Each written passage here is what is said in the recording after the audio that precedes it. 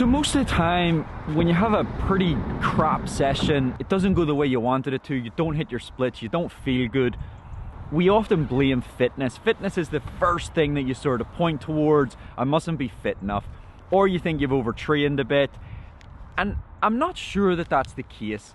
Today we're going to talk about fueling, not just fueling, racing, training, long run sessions, what you're going to eat the night before, what you're going to eat the morning before a session or just a run, and how fuel sort of dictates how much training you can do. If you're not putting petrol in the car, you can't drive anywhere. It's really that simple. So fuel plays such a big role in getting your body through the training with the least cost possible on the body. That's what you want. You want to complete your 12 to 16 week training plan. You want to get through it without getting injured, but you also want the least cost possible on the body so you come out the other side really fit, raring to go on race day. So I'm here to do an easy run, sort of like a steadier run, not totally easy, but it's still at a very lower zone in terms of intensity, but I'm still going to fuel it a little bit, because when you're running in that sort of zone 2 area, and this is what we're going to talk about today, fueling all the training, you're still burning up glycogen, you're still burning up carbs. I'm not always great at fueling days like today, I often forget, but then perhaps that's why on a Thursday or a Friday you start to get a little bit tired, and it had fuck all to do with fitness, you were under fueling the training. But let's talk about it. Okay, so very, very, very important topic before we get into today's video. Do we keep the beard or do we shave the beard? I know it's getting a little bit out of hand. What do you guys think? Also, very serious note, I am supporting myself getting into 2025.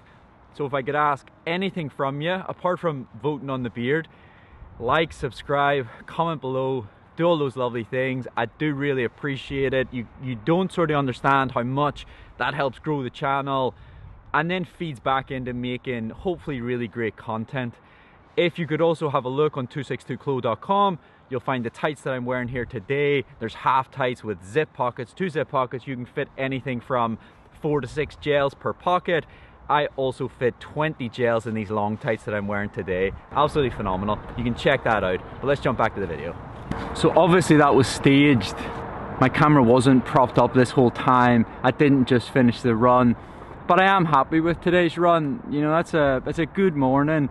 I've been sending out like a newsletter at the end of each week, tracking the sort of build up to my next marathon, which is Copenhagen.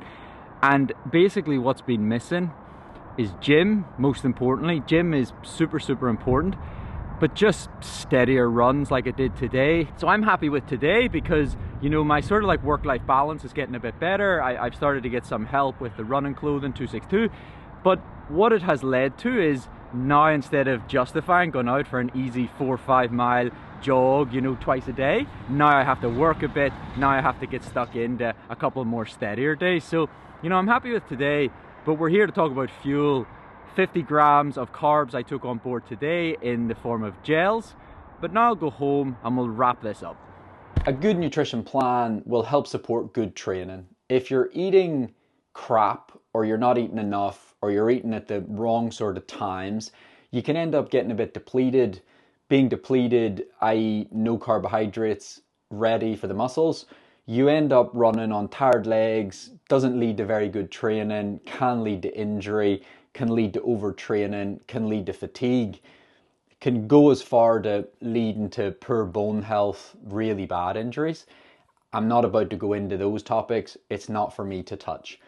Today we're talking about marathon training, racing, even half marathon training a little bit, depending. Once you're out over roughly 1 hour 40 minutes, you really do need to start thinking about your fueling.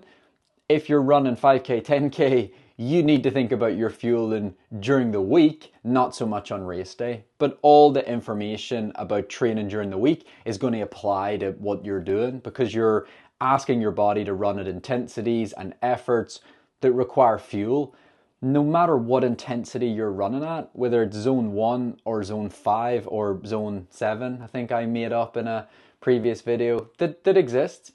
But no matter what zone you're running in, it requires fuel. It's sort of that simple. As we get busy in life and you know where I talk about you're on this, you know, fast moving train, and you don't really pay attention to what you're doing sometimes until the train halts, you get tired, you get sick, overuse injury. Then you take stock of everything you're doing and you're like, oh my God, I've been so busy. I've been so sloppy with my nutrition. I sent out a end of week training review, and you know, I recognize that I've been, you know, busy building a business, building a career. I was so used to being a full-time athlete. This is all very new to me. I'm a super motivated person. I'm a super hard worker. I need to dial that down sometimes when it comes to work. But when I sort of took stock of why my sort of recovery scores had been really shitty, basically, the main reason would have been nutrition. I actually did a podcast on it, and then the headphones were rubbish, so, you know, ignore me. I look around the house, you know, just junk food, junk wrappers, and so that paints the picture. So actually, if there was a fly on the wall and you're trying to explain to the fly, hey, I've been feeling fatigue, I'm not really sure why, and this fly on the wall is going to be thinking, I can tell you, you've been eating like crap. You don't eat within 20 minutes of when you finish a hard session. You're not fueling the training. You're not getting up early to have breakfast before a hard marathon effort, etc. And then I'd have to sit there and think to myself, yeah, that fly makes a really good point. But we don't see it until it's too late. And so that's sort of the, you know, the purpose of a video like today. So we'll start with, you know, you've just done maybe a harder session or a long run.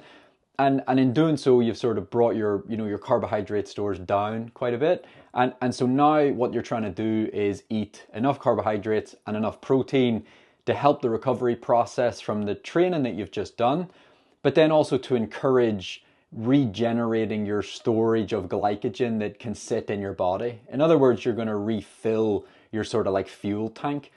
And why sometimes we'll take up to 2 days, you know, after a harder session is to recover, but it's also to give those, you know, fuel sort of storage places. I think it's we store, you know, glycogen in the liver, we store it in the muscles, but you're trying to bring your glycogen levels back up, which is your energy for the training that you're doing. And so we'll assume that you've, you know, after your session, you've had a good meal. If it was a long run or, you know, it was a harder session, you want a sort of good meal with a good mixture of carbohydrate and protein. Protein's going to help the muscles recover from the harder effort. Carbohydrate's going to start that process of refilling your stores. And then, you know, a day or two will pass. And then the next sort of important piece of the puzzle is if you're planning maybe another harder session, let's say that was Sunday and now you're planning another harder session on the Tuesday, well, you want to make sure that on sort of Monday afternoon, like an early Monday evening, you're having a good sort of carbohydrate rich meal. You know, we're not talking like we're carb loading here for, you know, the big marathon day, but we're certainly making sure that we've put an emphasis on our sort of nutrition. 3 p.m. in the afternoon, you know, having a, you know, a decent meal, and then sort of like 6 or 7 p.m. at night, you know, another sort of decent meal. And then you're ticking that box of, if I don't feel good in training tomorrow, I kind of know that it wasn't a lack of carbohydrates. I kind of know that it wasn't that I'm literally running on empty right now. And you've put that in place intentionally to prevent that and to, you know, tick that box of, well, it wasn't fuel. And so that's the first sort of part of it, is the day before. Morning of the session, or if you have a session in the afternoon, the only real advice I'm giving you here is don't eat within 2 hours of the training. Otherwise you get what I've talked about before, you know, in the masterclass, the exercise-induced hypoglycemia. You'll have all experienced it. If you've ate in the wrong sort of window before training, you get a really light head, you get dizzy, you feel lethargic, it sucks. It's because you ate, your body's sort of glucose levels were all over the place, so you released insulin to control those.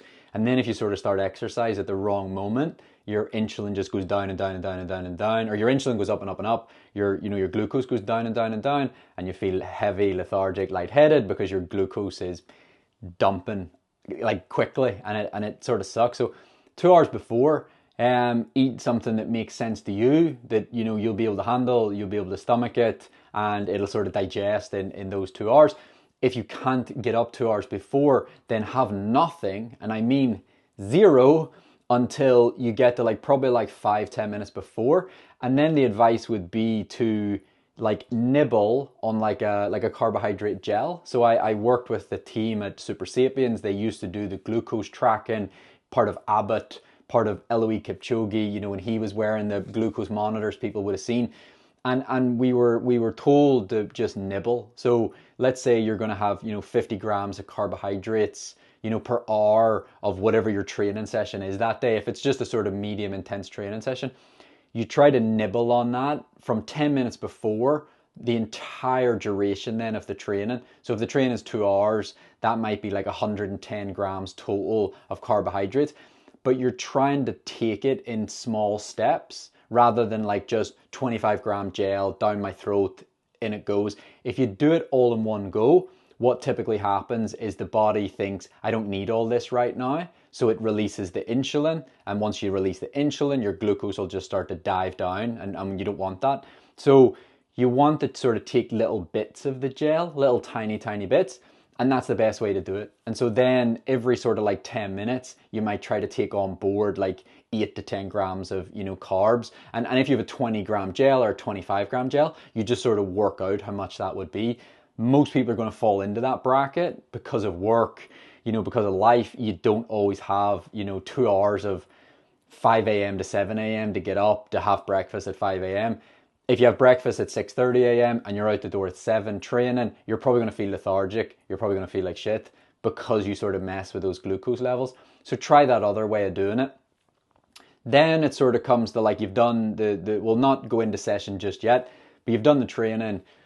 You've then about a 20-minute window after the training. That's why a lot of people bring a recovery drink or recovery shake. If you didn't get up 2 hours before to have, you know, a decent breakfast, whether it's, you know, porridge and banana and peanut butter and all this sort of good stuff, if you didn't have the time to do that, then it is so important that you eat after the training. A lot of people watching are going to go home, you're going to shower, you're going to get really busy with family life, work life, and you're going to have not ate, maybe snacked on a little cereal bar or some shit. And you've just dumped 1,000 calories, and you've fucking picked up a fucking 180 calorie, low fat, low sugar cereal bar, and you expect your body, you know, later that day to perform for you. You expect it the next day to perform for you. It's not going to happen. So you have to replace the fuel, just like you would prioritize replacing the fuel if you were on a longer journey and you seen that the petrol light came on. Well, you wouldn't just take the piss and keep going. Stop doing that to your body. Your body needs you. It needs you to support it. So really, really important. In terms of actually fuel and training, you know, when you're running probably like 50, 60 mile a week, or, you know, anything sort of like 5 hours and above, you do need to prioritize fuel and training. The bare minimum is the pre or post. If you can't get up pre, then you have to sort of do the 10-minute before strategy that I just told you. Post is non-negotiable. Super, super important all the time to be getting those calories back in. Don't be sitting in a deficit, you know, from 10 o'clock in the morning. Get on top of your hydration, really, really important. Be careful with hydration in the 2 hours before the training, because I've said 2 hours before, don't, you know, have anything. You can sip on water, and water with a little bit of salt in it. Your electrolyte tablet is probably riddled with sugar, and guess what that sugar is going to do? It's going to throw your glucose levels all over the place. So this, I'm hydrating, no, you're probably just fucking about with your glucose. So think salt tablets, you know, that's going to not mess about with your glucose. Think, you know, actual electrolyte substances that aren't riddled with sugar, that don't taste delicious. If it tastes delicious, it's throwing your glucose levels all over the place, I'm sorry. So then when it comes to actually fueling the training, if you're going for a little, you know, easy run on a Monday morning and it's 45 minutes, you know, it's not, you don't need to be carrying gels with you, but you do need to make sure that you know, you fueled after the training the day before and you plan to eat, you know, for the rest of the day. That is important. It's always important to be hydrated, even just for that little 1 hour run. If you're doing gym work, that's when protein, you know, intake becomes really important. And so not just recovery shakes and all this sort of thing. You'd literally think from today's topic, I'm about to start selling supplements. I'm not, but you know, think about your whey proteins, your good recovery proteins, your healthy ones, etc. Once you move into, like I did today, you know, sort of a, whether it's a steadier day, you know, now we've increased intensity a little bit. And so by increasing intensity a little bit, we've brought in the need for more carbohydrate. That's all we've sort of done. So now we're churning through more carbohydrates per hour than what we would have been, you know, if we were just sort of going for an easy run.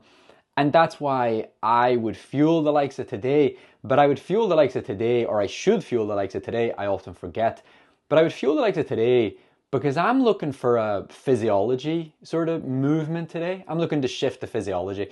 I'm not using today to run on tired legs and get that callus in the muscles. I'm not looking for that. I'm just looking for a good stimulus for the physiology, so I don't want it to cost my body much. That's what I mean by I want to get in and get out with the least cost possible. Super, super important. Now, because I'm running in zone 2, I'm not operating at the kind of carbohydrate per hour that I might be during the marathon. That's a, you know, much higher intensity. So you don't need to go crazy with the sort of gel today. One gel would be fine today. And, you know, 10 minutes before, take a tiny little nibble. You know, 15 minutes in, take a little nibble. 50 grams would be better. 40 to 50 grams would be better. You know, one gel might be 25 grams. It's better than zero. I didn't have breakfast this morning, so that's another reason why it's sort of super important. If you wake up early enough and you have that breakfast, you might not need to, you know, have a little gel during that. Once you go above sort of zone 2 steady, and now you're in the like tempo area, longer reps, it's really, really important now that you start fueling. And that's when you're gonna, even if you have breakfast, so even if you get up 2 hours before, and you should get up 2 hours before to make this session a priority, get in the right headspace, have that breakfast, let 2 hours go by, just have that sort of water, maybe a little bit of salt in the water. That's sort of like cheating, not needing the electrolytes that are, guess what, riddled with sugar. And now you're sort of heading towards the session. 10 minutes before, start nibbling on your gel, and then just keep that going. If you can bring a drink with you and you're going to be training on a loop, you can sort of use that as well. But I would definitely recommend practicing what you're sort of going to do on race day. But think of that every 10 minutes. That's the way to practice this. Stop doing the warm full gel down the hatch, throw it in the bin. We have this weird thing where we're always trying to get rid of it, you know, like, oh, get it in me so I can get rid of it. No, you have to slowly digest it. And that means that the body won't do that insulin thing and try to store it. It'll keep it readily available for you. And that's super, super important. And it's going to make you feel way, way better. The last time I did a video on this, all the comments were how much better doing it that way had made people feel. And they got rid of that like lethargicness, lightheadedness, etc. But anything, once you're starting to do tempo, once you're starting to do reps above sort of threshold, 10K effort, 5K effort, you need to be fueling. I'm not trying to get you to spend money here. Just think about it. There will be ways to do it. Is it like jelly's quite cheap? You can use jelly. There will be cheap ways to do it, but just start making it a priority. What you're going to find is a lot of the time when you're training and you go through these phases of it's going well or it's not going well or it's up or it's down, I guarantee you that a lot of the ups and downs, the downs are going to be linked to nutrition, 100%. Think just clean proteins and good carbohydrates. Clean proteins like fish, like chicken, like turkey, you know, your red meats or whatever, and your, you know, what is it, like sea bass and salmon, amazing, right? Get those in for recovery. And then your I think white rice is really good. I'm not really sure, you know, pasta, you know, I know that we need it because we're sort of training a lot, but I don't think people rave about it. I'm not a nutritionist. I don't know everything here. I just know that once you start putting a bigger emphasis on this fueling aspect, you're going to be golden. It's going to really help your training. Then when it comes to racing, once you're out there racing for over pretty much 80 minutes, 90 minutes, then you need to start thinking about the fuel part. By the time you get to your race, you'll have practiced this strategy where you get up, you have your breakfast 2 hours before, it sort of gets to 10 minutes to go, you haven't done anything in those sort of 2 hours, you're at that 10 minutes to go, you're going to start nibbling on the gel, tiny bits. You don't want to go over probably sort of like 10 grams per 10 minutes is what you're looking for. You're going to nibble on the gel, you're going to do your warm-up, guess what? You're going to continue the nibbling during the warm-up. And then the sort of gun's going to go, and instead of, whoop, 25 grams down your throat, you're not going to do that. You're still going to do your nibbling technique, and you're just going to find you feel way better during the race. Way, way better. And you've ruled out that fuel will hold you back on that day. By the time you get to the marathon or half marathon, I would hope you'd have practiced getting up to 60 grams per hour, 80 grams per hour. Believe it or not, people are doing 100, 120 grams per hour now. Absolutely frightening. fair play to them. But that's all I've got for you. And that's sort of your like fuel in a nutshell. I want you to start fueling way more of your training. I don't want you to get fat because you're just loading, but I do want you to start fueling more of your training. I really hope you enjoyed that. Can you comment below? Can you give me some love? If you would, go check out 262clo.com. We have the half tights, we have the long tights. We will be bringing in some half tights with the nice pockets. They might be ready this week, so do check the website out.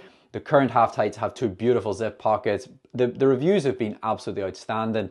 I cannot tell you, when I post a review on Instagram, I get those reviews that day. Probably 5 to 10 reviews a day saying 5 stars, best ever, can carry my fuel, can carry my phone, can carry my car key. Yeah, it's real. That's coming in real information. But do check that out, 262clo.com, and I hope you enjoyed the video, and take care.